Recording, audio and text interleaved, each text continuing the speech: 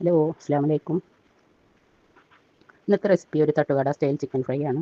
വളരെ ടേസ്റ്റിയും രുചികരമായ ഒരു ചിക്കൻ ഫ്രൈ ആണ്. എല്ലാവരും ഒരു പ്രാവശ്യമെങ്കിലും ഉണ്ടാക്കി നോക്കണം. അതിനായിട്ട് ഒരു പാത്രത്തിലേക്ക് 2 ടീസ്പൂൺ മുളക് പൊടി, 1/2 ടീസ്പൂൺ പെരിഞ്ജീരകപ്പൊടി, 1 ടീസ്പൂൺ കുരുമുളക് പൊടി, 1 ടീസ്പൂൺ ചില്ലി ഫ്ലേക്സ്, പാകത്തിന് ഉപ്പ്, വിനാഗിരി 1 teaspoon, 2 teaspoon oil, 1 teaspoon cornflour, ഒരു മുട്ട, പകുതി ചെറുനാരങ്ങയുടെ നീര്, ഇവയെല്ലാം കൂടി നന്നായി തിരുമ്പി യോജിപ്പിച്ചതിന് ശേഷം 1/2 കിലോ ചിക്കനാണ് ഞാൻ എടുത്തിട്ടുള്ളത്.